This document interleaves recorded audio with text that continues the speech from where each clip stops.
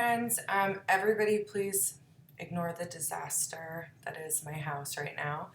I wanted to send you this message because while I am still working on all of your speech grades and they will be absolutely done by the weekend, hopefully sooner, I started to look over some planning form stuff tonight while I was laying down with my daughter, trying to get her to go to sleep. And I wanted to send out this message because we are going in the wrong direction.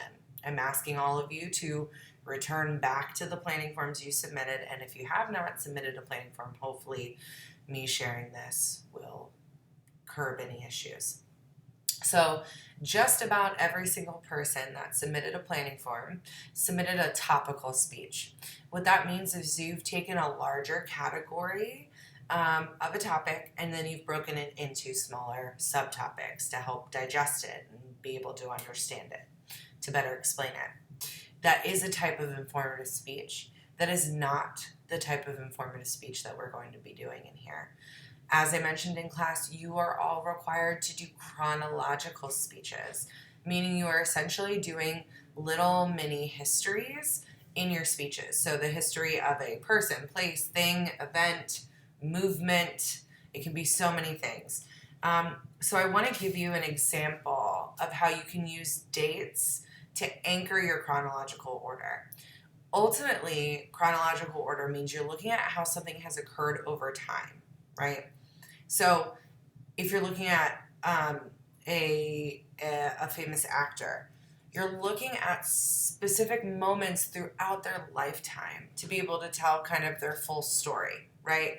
If you're looking at an actual event, let's say like a battle in U.S. history, you're going to lay out how the battle happened, right?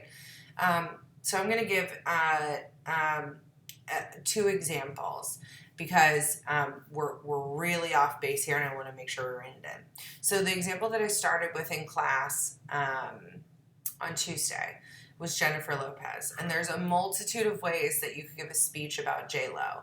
You could have one main point be her music, one main point be her movies, one main point be her performances or her outfits. That would be a topical speech where you're looking at different aspects of a particular topic. If I was to do her speech chronologically, and I looked up some quick things here, when you're doing a chronological speech, you want to look for dates or eras when you're talking about a topic so that you can kind of start with the first thing, then move on to what happened next, and then move on to what happened last.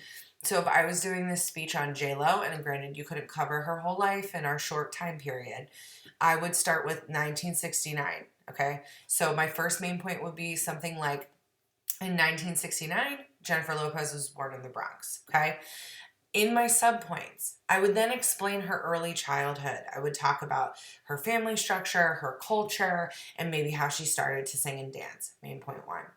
Then I would jump to my main point two, 1997, okay? That is when J-Lo starred in Selena, which if you haven't seen the original Selena, you are doing it wrong. You need to go back and watch it. That aside, that really was the start of both her, in a big way, her music and her acting career. So I would lay out not only what happened in Selena, but also the impact of that. Okay, that's main point two. So my main point might be something like in 1997, Jennifer Lopez starred in the epic and important film Selena. Okay, so then my main point number three, I would look between 1999 and 2002. So in that time period, Jennifer Lopez's music career exploded, right? And so I would talk about Waiting for Tonight, If You Had My Love, which all of these things are making me sound very old right now. I get that.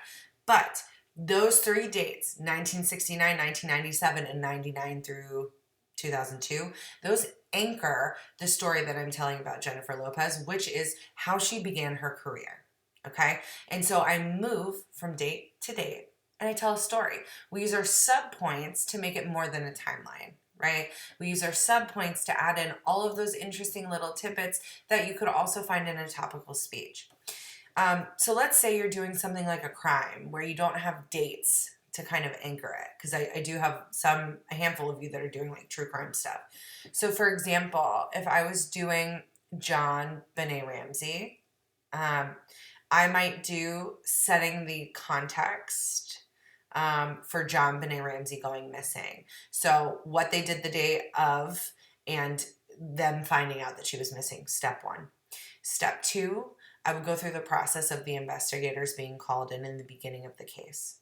Step three, I would go into how they started to look at suspects and how the case has kind of gone cold, right? Look at it in a progression. I'm not looking at possible possible suspects, important moments from the investigation, and theories. That would be a topical speech. We want to look at something moving, how it's progressed over time, how it's moved over time. If you find yourself lost or unsure of whether or not you chose a topical speech or a chronological speech, then I would encourage you to force yourself to say, okay, what are the 3 important dates that would become my timeline for my 3 main points? Or what are my 3 key eras? And do they actually occur over time? From what I've seen turned in, and it's a good portion of you, it's about 3/4 of the class, we are not going in the right direction. That does not mean that your topics don't work. It means the way you are approaching them is not correct for what I'm looking for in this speech. So I'm going to ask all of you to revisit your planning forms, okay? If you have not received any feedback from me, which I did give out a handful, and then I just kind of stopped because I felt like addressing the entire class would be more appropriate. So I'm not going to look at any more planning forms until tomorrow. I'm going to give you time to resubmit something. And if you haven't if I get to tomorrow and you haven't resubmitted something, I'm going to direct you to this video, okay? So that you can have a further explanation. If you have follow-up questions, it would be best if you ask them in direct relation to your topic so that I can help you work through that. You're more than welcome to send me an email and I'll do everything I can to help you through it. But I wanted to curb this issue before we got too far in so that we're writing outlines that are appropriate for this assignment. Okay? If you have any follow-up questions, let me know.